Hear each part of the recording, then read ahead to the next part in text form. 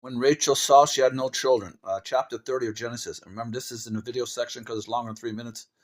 I'm taking the whole Bible from one chapter at a time, beginning to the end. Now I'm in chapter 30 of Genesis. When Rachel saw she had no children. Common as I go, New International Version.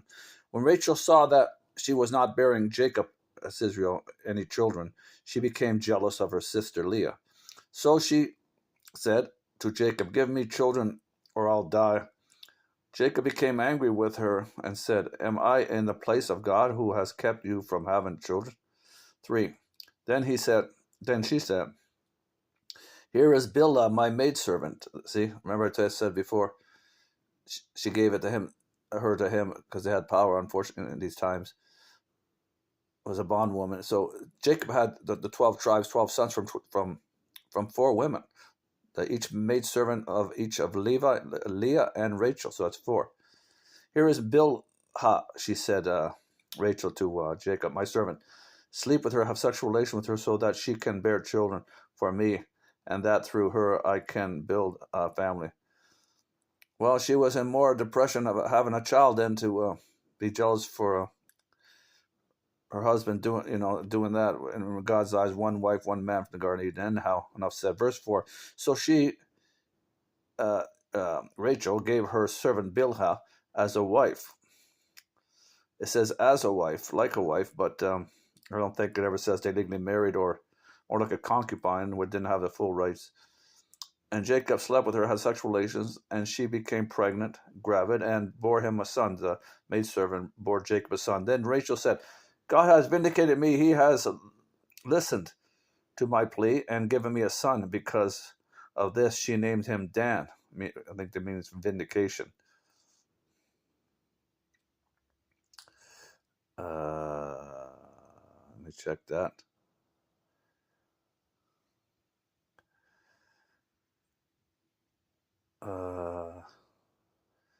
That's E. Hang on, I'm checking.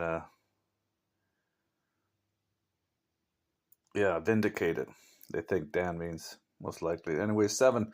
Rachel's servant Bilhah conceived again and bore Jacob a second son. Then Rachel said, "I have had a great struggle with my sister Leah, and I have won." So she named him Naphtali. And Naphtali, A. Hang on. It says A.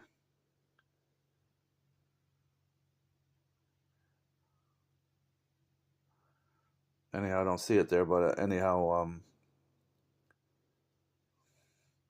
verse 9. When Leah saw that she had stopped having children, she took her maidservant Zilpah. Now here's the 4th one, and gave her to Jacob as a wife. So now Jacob has 4 from Leah, 2 from the servant of Rachel, none from Rachel. And now Leah's given Zilpah and gave her to Jacob as a wife, so she got more children to outdo her sister Rachel. Well, some carnal men think my thing is a big joke and lucky for Jacob, but no, it's all wrong. One man, one woman. Verse 10. Leah's servant Zilpah bore Jacob a son. Then Leah said, "What good fortune." So she named him Gad. Again, it might mean good fortune. That's what it says. 12. Leah's servant Zilpah bore Jacob a second son. So then Leah said, "How happy I am. The woman will call me happy." So she named him Asher. So now Jacob's got 4 from Leah, hard to keep up with all this. 2 from her servant Zilpah, and 2 from Rachel. That's 8. Verse 14. During wheat harvest, Reuben went out into the fields and found some mandrake plants, which he brought to his mother Leah. Rachel said to Leah, "Please give me some of your son's mandrakes." But she said to her, "Wasn't it enough that you took away my husband?" Well, really, it's not the story, Will you take, because that's all Jacob Israel just wanted to marry. He got hoodwinked, just Rachel. So she says, you get him all the time. "You took away my husband. Will you take away my son's mandrakes too?" "Very well," Rachel said. "He can sleep with you tonight in return for your son's mandrakes." Have sexual relations with her. Everything's so sorry. I shouldn't even. Everything's way out to lunch. As far as one man, one woman, that's what God wants. Verse 16, so when Jacob came in from the fields that evening, Leah went out to meet him. You must sleep with me, she said. I have hired you with my son's mandrake. Sounds like a big comical, bad comical, brothel, stupid comedy. Anyhow, family reunion, family feud. So she said to Jacob, Leah, I have hired your son with my son's mandrakes, you. So he slept with her that night. God listened to Leah, and she became pregnant and bore Jacob a fifth son. So now 5 2 2, that's a 9. Then Leah said, God has rewarded me, given my maidservant to my husband. So then Leah said, God has rewarded me for giving my maidservant to my husband. Meaning now she's rewarded again to have another child. No, God wouldn't reward you for that, because God wants one man, one woman anyways, so she named him Issachar. So that's 5 for her biological, 2 from her bondwoman, and 2 from the bondwoman of Rachel. That's 9. Rachel never had any yet biological. 19. Leah conceived again and bore, here it is, now it's the 6th one, and bore Jacob a 6th son. Then Leah said, God has presented me with a precious gift. This time my husband will treat me with honor because I have borne him 6 sons. So she named him Zebulun. Stop there, 20. So 6 for her biological Leah, 2 for her bondwoman. I think that's Zilpah, or maybe gone backwards. And then Bilhah was a bondwoman for maidservant for Rachel. Maybe I got them backwards. I'll see again. But Rachel still had no biological. So 6 for Leah, 2 for each bondwoman. That's 10 of the 12 tribes. Verse 22, then God remembered Rachel. He listened to her, here it is, and opened her womb. She became pregnant and gave birth to a son and said, God has taken away my disgrace. So she named him Joseph, and said, may the Lord add to me another son. And he did. It was Benjamin. Now, these two Jacob loved the most because they're a biological son of the only wife he wanted to marry. And he got hoodwinked, which was Rachel. And he loved the first like usual. So Joseph and then Benjamin, you'll see coming up. So now, finally, did the biological one for Rachel. So 6 of the 12 tribes of Israel, 12 sons. 6 for Leah, 2 for each bondwoman of Leah and Rachel's, that's 10. And one now biological for Rachel, that's 11. Verse 25. Benjamin's still not born here. She asked, may God add me another one, which would be the 12th one. 6, 2, 2, 10, and she has 1. Benjamin's coming, I'll be 12. Jacob flocks increased. After Rachel gave birth to Joseph, Jacob said to Laban, his uncle, send me on my way so I can go back to my own homeland. Remember, he was a shyster. He made him work 7 years. He's trying to shyster him again, you'll see here, to my memory. Verse 26, give me my wives and children for whom I have served you, and I will be on my way. You know how much work I've done for you. There you go. But Laban said to him, if I have found favor in your eyes, please stay. I have learned by divination. That was wrong. Divination, that wasn't of the Lord. That the Lord has, God didn't use divine. Well, it means divine divination to seek the divine, but usually has a negative connotation here. That you are blessed. Bless me because of you. That the Lord blessed you. Bless me because of you, Jacob. He added, name your wages and I will pay them. I'll stop at 29. Unless I read it here he learned by divination. In other words, he was probably doing the customs of the land. Divine, seeking God, the divination, but that's a negative connotation divination. It wasn't saying anything godly here, unless it changes here.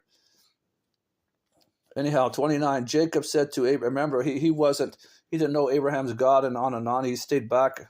Only Rebekah went to the son of Abraham, and in that line married Isaac, Abraham's son. Verse 29, Jacob said to him, Laban, you know how I have worked for you and how your livestock has fared under my care.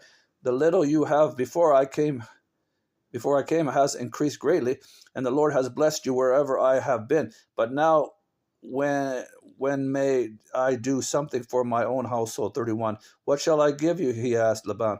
Don't give me anything, Jacob replied, but if you will do this one thing for me, I will go on tending your flocks and watching over them. Let me go through all your flocks today and remove from them every speckled or spotted sheep, every dark-colored lamb, and every spotted or speckled goat.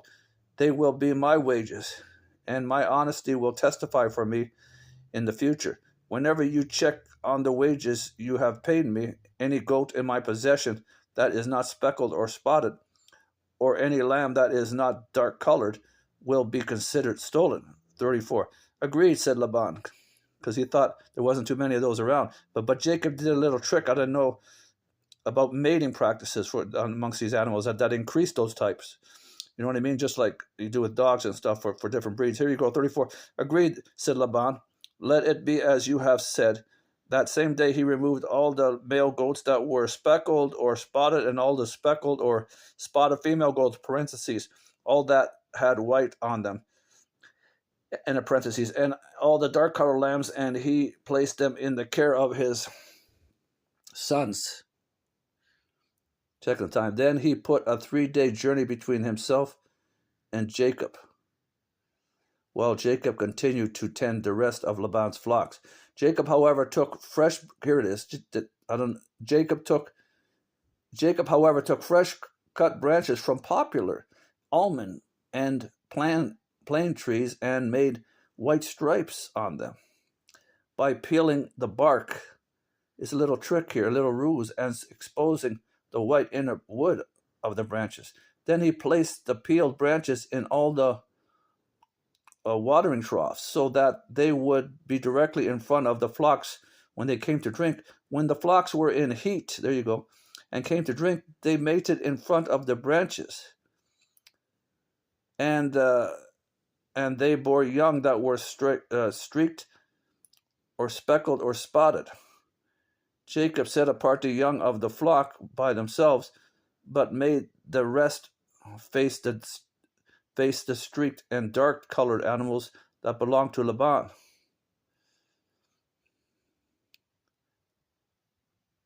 So it says here, and they made it in front of the branches.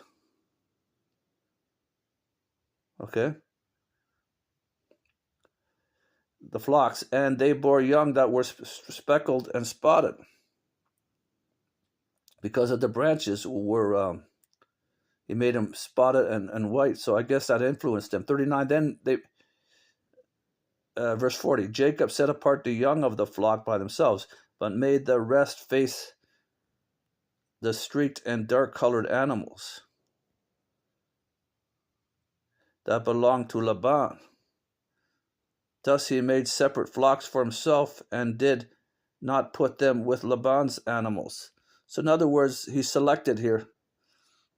He kept Laban's away, and he selectively breeded the spotted with the spotted and the dark to have more of them in the genes. And so he have more, very subtly. Verse 41, his name was Supplanter, Jacob. Remember his brother now here? Before it became Israel, overcoming with God. That's another story. Anyways, verse 41, whenever the stronger females were in heat, Jacob would, here you go, place the branches in the troughs in front of the animals so they would mate near the branches. But if the animals were weak, he would not place them there. He also selected breeding the strong. So when the weak animals went to Laban and the strong ones to Jacob. In this way, the man grew exceedingly prosperous and came to his own large flocks, and maidservants and men servants and camels and donkeys. That's the end of 30. Okay? If you'd like to subscribe, thank you. Bye.